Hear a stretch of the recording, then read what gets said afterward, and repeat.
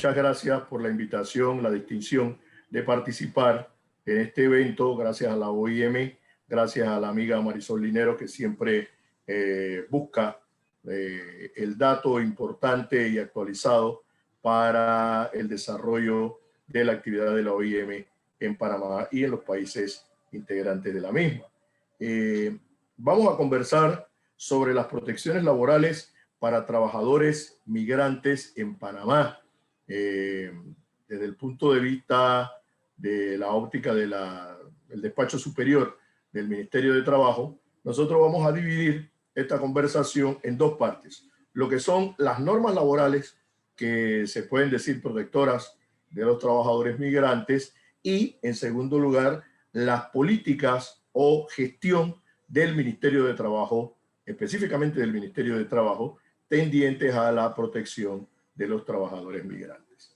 Dicho eso, al hablar de normas laborales tenemos que decir que, en primer lugar, si bien hay algunas distinciones, como lo vamos a ver en el transcurso de esta conversación, la Constitución de la República establece como una garantía fundamental para todos los que habitan el territorio de la República, uno, que no habrá fueros, privilegios ni discriminación, entre otras, por razón de la nacionalidad. Y en ese sentido, entonces, se establecen ciertamente, no ahora, desde el término de la construcción del Canal de Panamá, en 1915, se estableció que la mano de obra panameña en las empresas radicadas en el país debía ser de hasta 75%, es decir, se permitía 25% de mano de obra extranjera. Claro, recordemos que en 1915 Panamá era un país emergente, tenía apenas 13 años de vida republicana y había poco desarrollo de la actividad empresarial privada. Bueno, con el tiempo eso fue cambiando hasta que hoy se establecen algunas limitaciones en cuanto a porcentajes, que lo vamos a ver específicamente cuando hablemos de las normas del Código de Trabajo. Pero primero hablemos de las normas de la Constitución de la República. En primer lugar, la Constitución de la República señala, decía, la primera garantía: no hay fueros, privilegios ni discriminación por razón, entre otras, de la nacionalidad.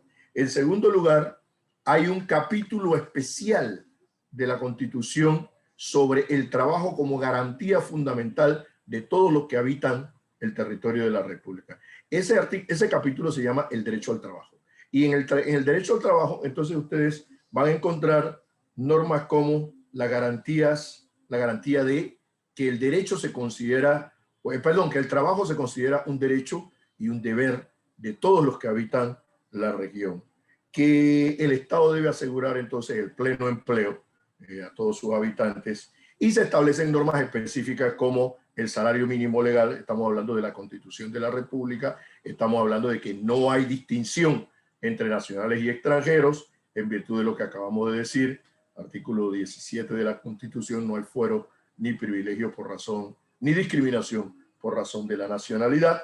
Entonces, salario mínimo legal, con las reglas que regulan el salario mínimo legal en la ley y en los decretos, la igualdad salarial, el mismo salario por el mismo tipo de trabajo en las mismas condiciones, la participación sindical de en los sindicatos de los trabajadores nacionales y extranjeros, se pone allí sí una limitación que hoy te la ha cuestionado un poco y que desde el sindicalismo panameño también se ha cuestionado, pero ahí está desde 1947 con el primer Código de Trabajo y ahora a nivel constitucional desde el 72, que es que los trabajadores migrantes no pueden formar parte de las directivas de los sindicatos. Se establece el derecho a la huelga por igual para todos, la jornada máxima de 8 horas diurnas, y bueno, luego hay algunos desarrollos de 7 horas para la jornada nocturna y 7 horas y media para la jornada mixta, la obligatoriedad de pagar con recargos la jornada extraordinaria, la irrenunciabilidad de derechos adquiridos. Dice el artículo 78, perdón, de nuestra Constitución, que los derechos decretados allí en la Constitución para los trabajadores son mínimos y por lo tanto irrenunciables. La protección a la maternidad sin ningún distingo, y en la práctica así ocurre, no hay distingos.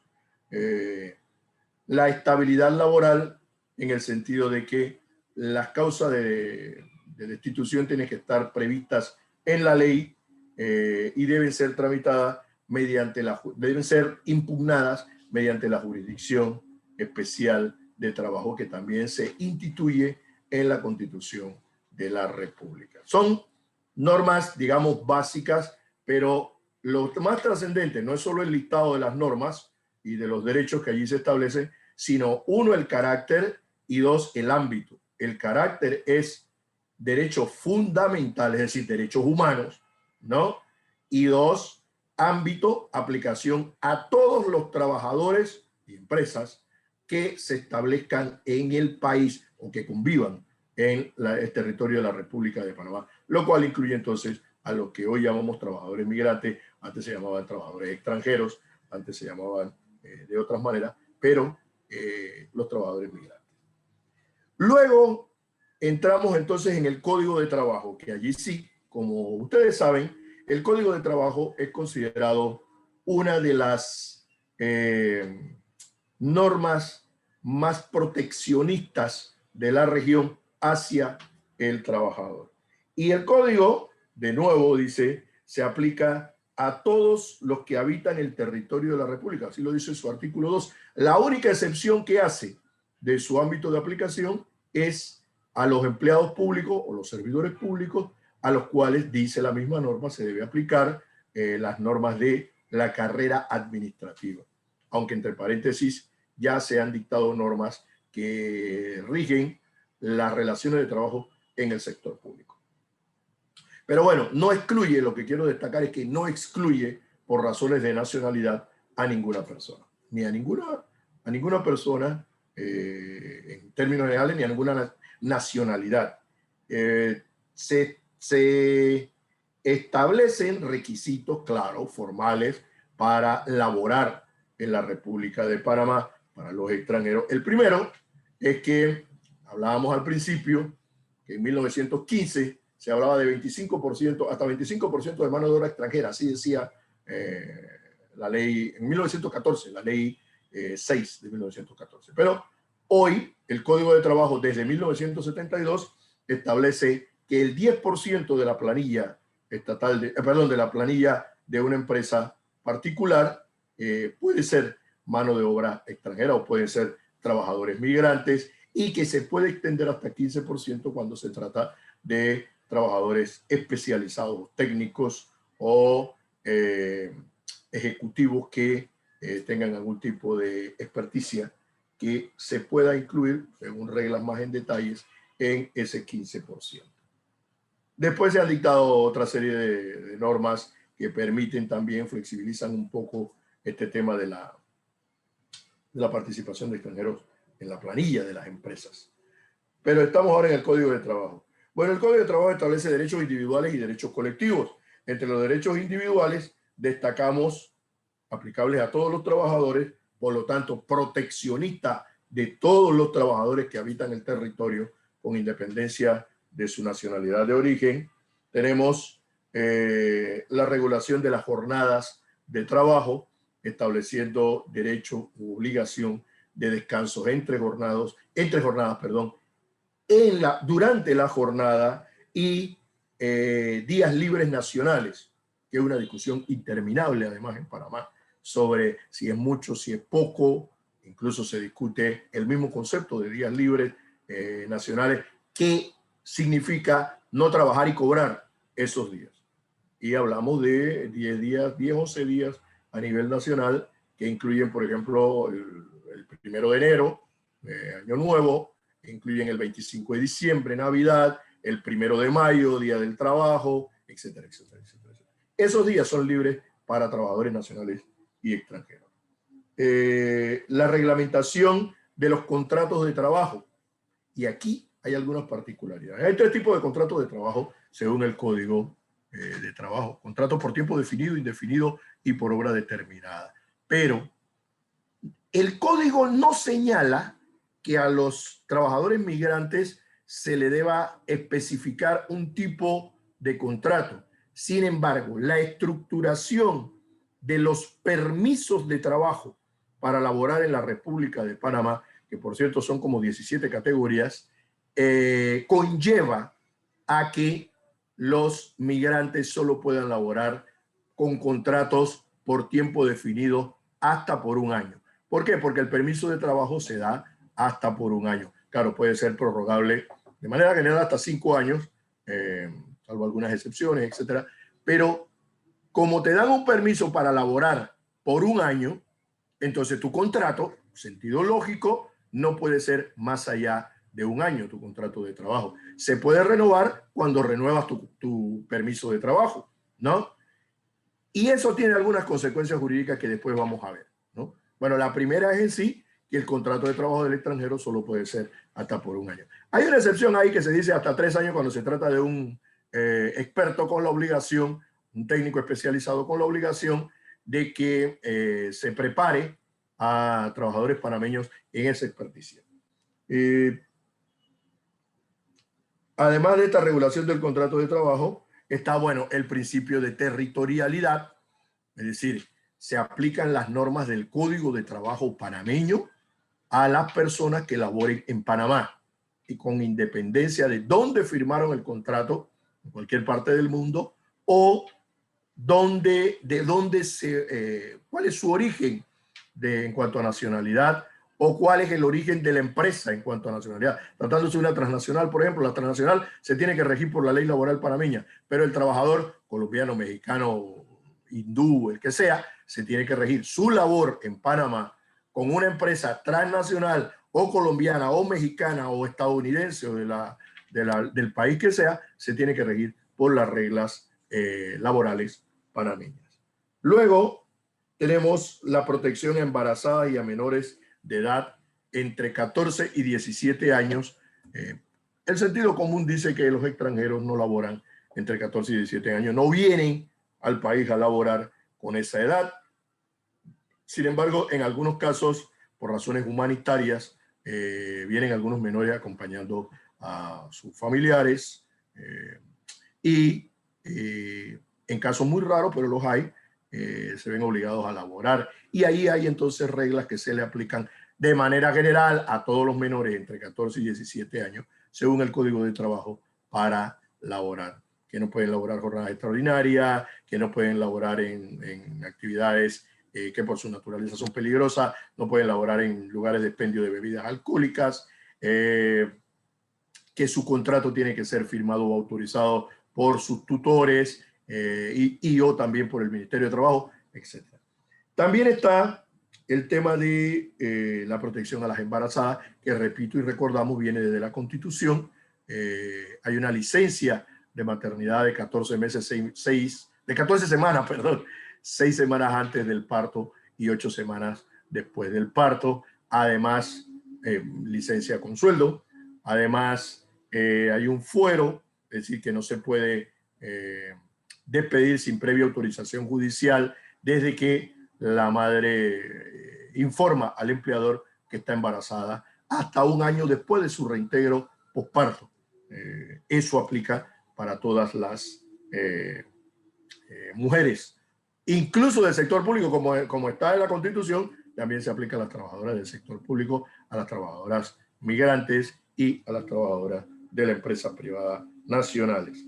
Hay una descripción bastante amplia de deberes y derechos de empleadores y trabajadores sin ninguna distinción por la nacionalidad y sin ninguna discriminación por la nacionalidad. Obligaciones y deberes que van desde otorgar trabajo efectivo a los trabajadores, cumplir con las leyes en general, cumplir con lo pactado en el contrato de trabajo, hasta obligaciones del trabajador como llegar a tiempo, laborar haciendo su mejor esfuerzo, etcétera, etcétera, etcétera. También hay causas de despido establecidas, causas de terminación y despido establecidas en el Código de Trabajo aplicables a todos.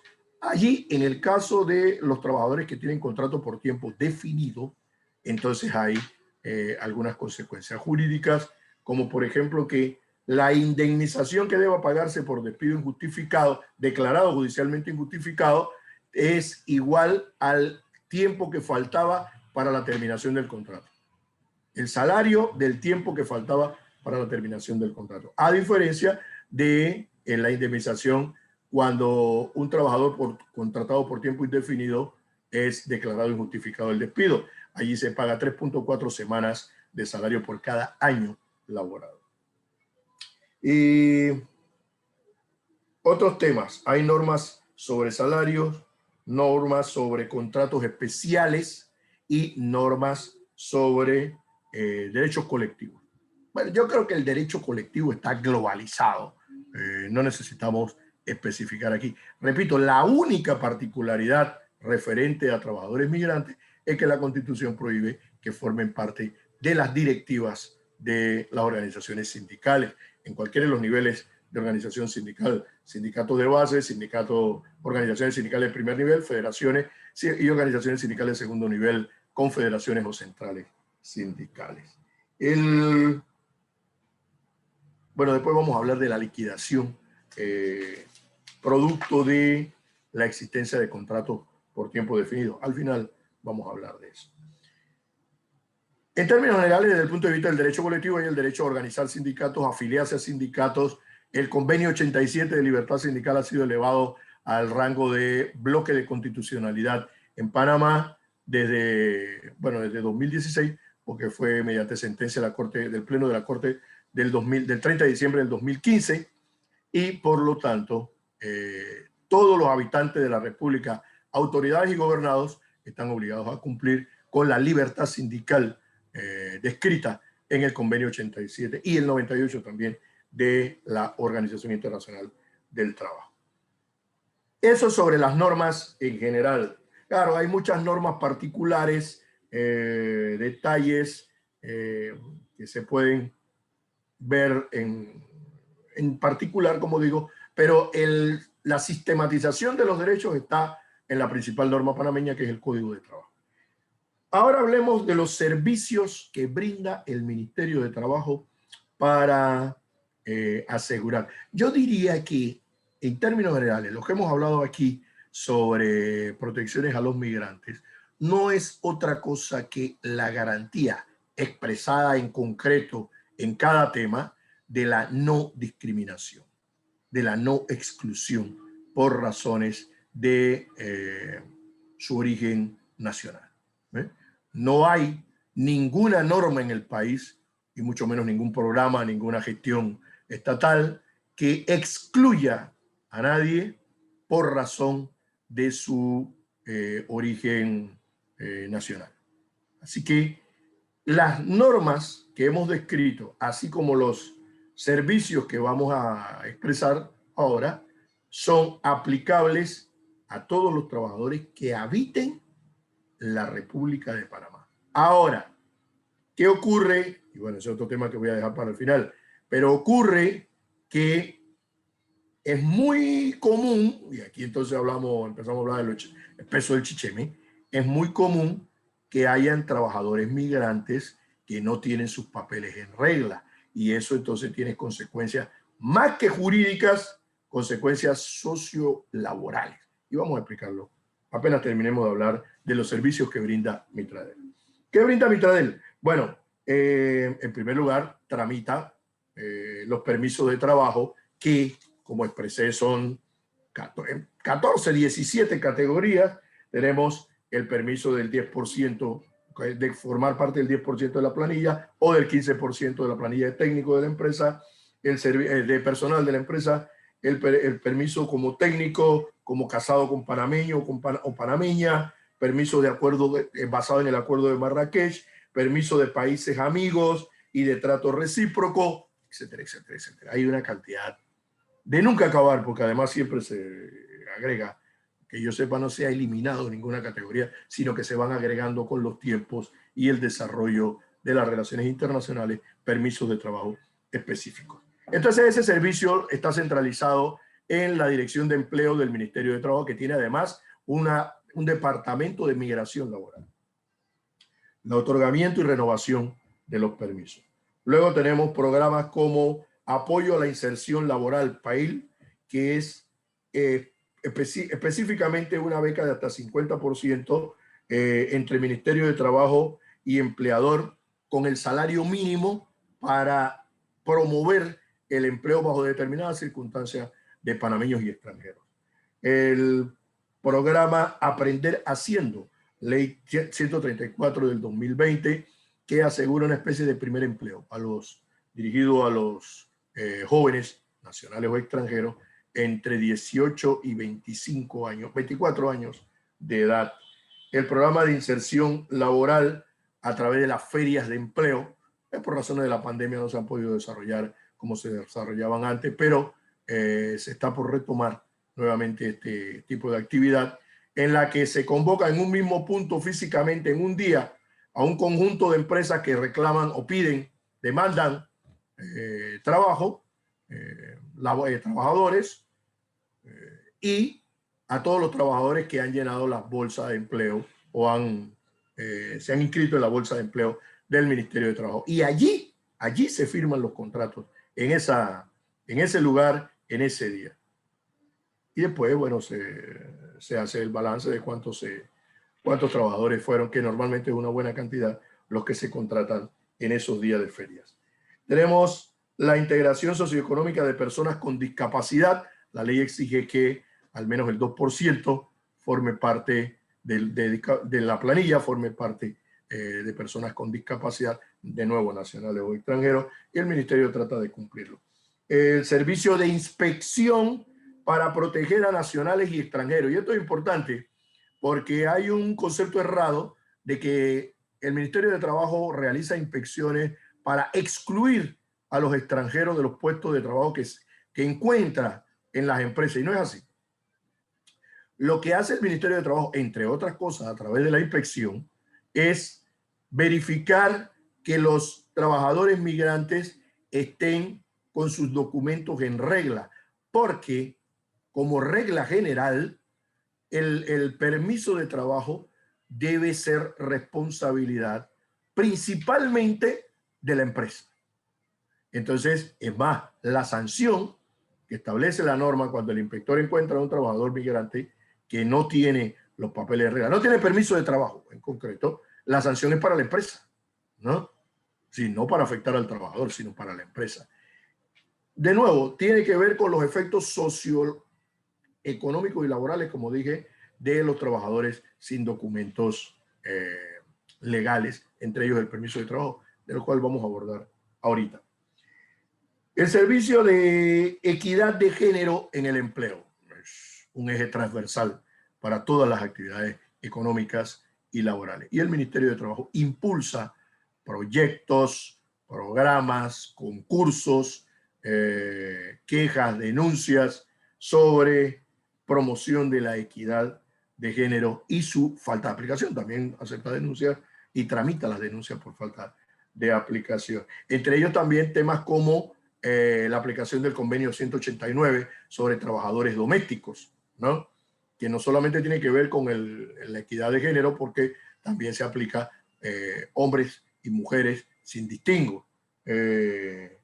Pero precisamente este año que tenemos que rendir por primera vez informe a la OIT sobre la aplicación del convenio 189, estamos en capacidad de decir que por lo menos con algunos sindicatos ya se han realizado varias actividades encaminadas a dar a conocer los derechos de los trabajadores y trabajadoras domésticos e impulsar la aplicación de esos derechos.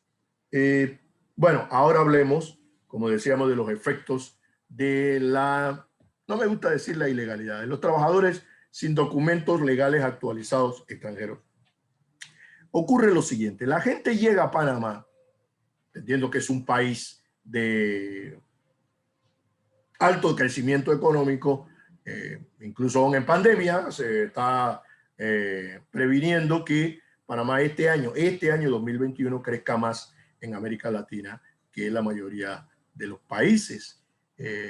No vamos a analizar las razones o la veracidad de eso, pero lo cierto es que producto de esa imagen, entonces muchos nacionales de otros países han venido arribando durante los últimos, por lo menos la última década, a Panamá con la esperanza de obtener empleo para, bueno, mejorar sus condiciones de vida, para enviar remesas para su familia económica, etcétera, etcétera, etcétera.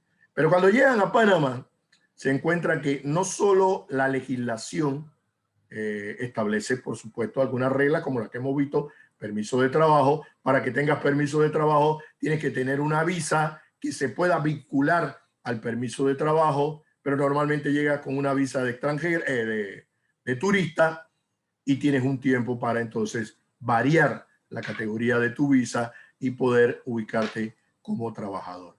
Pero mientras eso ocurre, tiene algún costo incluso, etcétera, tienes que comer. Entonces empiezas a buscar trabajo. Esta es la realidad. Ya esto no es la norma, es la realidad. Y te encuentras con algún empleador que te dice, hombre, yo te doy trabajo, pero como tú no tienes permiso, yo te puedo incluso ayudar a tramitar el permiso, lo que tú quieras, pero mientras hacemos eso, yo te voy a pagar una guayaba, ¿no? Un mínimo, por debajo del salario mínimo. Pero además no te puedo registrar en la planilla de la Seguridad Social porque no estás legalmente como trabajador en el país. Y empiezan entonces las discriminaciones de hecho, ¿no? Y el trabajador extranjero interesado en producir ingreso, pues no pone objeción. Dice, bueno, eso será por algún tiempo mientras legalizo. Ese algún tiempo a veces se extiende años, ¿no? ¿Y qué es lo que ocurre? Entonces, algunos empleadores dicen, oiga, pero esto es una mina. Sí, yo puedo contratar gente extranjera, nacionales de otros países, aquí, pagarles menos, darles peores condiciones de trabajo que la que le tengo que dar a los panameños o a los trabajadores que cumplen con sus documentación, los extranjeros que cumplen con su documentación, que están amparados por la legalidad laboral y por la seguridad social, y bueno, me ahorro algún dinero. Entonces allí es donde digo entra inspección del trabajo, a decir, no señor, usted o le permite al trabajador legalizar sus papeles, o usted para querer contratar a él, para contratar efectivamente a ese trabajador, tiene que ayudarlo en su trámite. Y por lo tanto, como usted tiene un trabajador sin permiso de trabajo, usted está multado. ¿Ve? Entonces se dice, hay una mala impresión de que hay muchos extranjeros laborando. No, no hay muchos extranjeros laborando. La mayor parte de la planilla de la empresa privada panameña son panameños. Pero hay determinadas actividades en las que hay una percepción de que hay una buena cantidad de trabajadores extranjeros laborando. Pero es que esos trabajadores extranjeros en realidad están en la informalidad. Y están en la informalidad porque algunos empleadores se aprovechan de la falta de legalidad de sus documentos. Entonces, ahí hace falta, yo creo que es un déficit del sistema, darle a conocer al trabajador migrante sus derechos y cómo puede tramitar su permiso de trabajo, etcétera, etcétera, etcétera. ¿Sí? Bien. Bueno, aquí hay otro problema a destacar, el tema de la seguridad social. No como si la seguridad social en Panamá funciona y tiene los mismos problemas, quizás algunos más graves que en otros países, pero funciona. Y para el extranjero, el problema real que hay es que las cuotas que paga no se las puede llevar para contabilizarlas a su país de origen si quiere volver allá. Y eso se hubiera resuelto con aprobar algunos convenios, ratificar algunos convenios de OIT que Panamá por el momento no lo ha hecho, lo que se llama el piso mínimo de seguridad social. Bueno, por último, la liquidación de los trabajadores extranjeros implica algunas diferencias con los nacionales por la naturaleza de la relación. Echemos un poquito para atrás. El extranjero o el trabajador migrante solo puede, obtiene un permiso de trabajo que puede ser por un año. Eso condiciona que su contrato de trabajo sea por tiempo definido, como dice el código, por un año. Ah, pero el artículo 224 del Código de Trabajo dice el trabajador por tiempo indefinido, que es cesado por cualquier razón, incluso por renuncia, etcétera, por muerte incluso, tiene derecho al pago de una prima de antigüedad a razón de una semana por cada año laborado. Contrario sensu, como decimos los abogados, ese derecho no aplica a los trabajadores por contratos definidos. Y resulta que los trabajadores migrantes tienen contratos definidos. Entonces, por carambola, digamos, no le es aplicable el pago de lo que llamamos la prima de antigüedad, establecida en el artículo 224 del Código de Trabajo, a los trabajadores migrantes. Tienen derecho al pago de las vacaciones vencidas y proporcionales y al pago de un beneficio llamado 13º mes vencido o proporcional. El pago del 13º mes es un mes completo pagado en 3 partidas, 15 de abril, 15 de agosto y 15 de diciembre de cada año. Sin embargo, la jurisprudencia ha sido mayoritariamente interpretativa de esta fórmula que acabo de explicar, pero excepcionalmente ha ocurrido que la jurisprudencia dice, espérate, una cosa es la administración del trabajo o los aspectos administrativos. Si el trabajador no tiene permiso de trabajo, bueno, es un problema administrativo, pero los derechos que nacen de la Constitución y del Código de Trabajo les deben ser aplicados e incluye la prima de antigüedad. Repito, esa ha sido la jurisprudencia minoritaria. La mayoritaria ha dicho no tiene derecho al pago de la prima de antigüedad. Bueno, habría muchas otras cosas que podríamos señalar en detalles, pero por el momento yo creo que podemos concluir aquí señalando que lo que dijimos al principio es válido. No hay en la legislación panameña ninguna norma que discrimine por razón de la nacionalidad. Y es más, la Constitución establece, Constitución en tanto se aplica a todos los habitantes de la República, establece que no puede haber ni fueros, ni privilegios, ni discriminación por razones de sexo, raza, religión, ideas políticas o nacionalidad.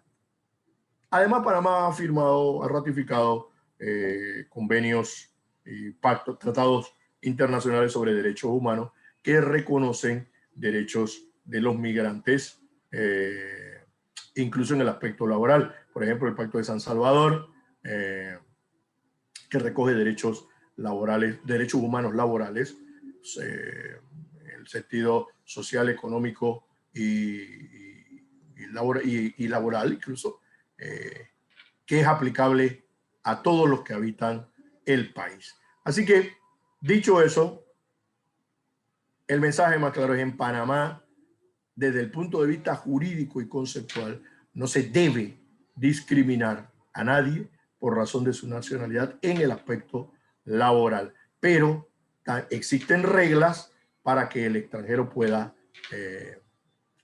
laborar en el país. Y la violación de esas reglas se le hace principalmente responsable a la empresa que contrata a el trabajador extranjero sin que cumpla los requisitos que exige la ley. Muchas gracias y espero haberles ayudado, contribuido a esclarecer un poco el panorama de las protecciones laborales para los trabajadores migrantes en Panamá. Hasta luego.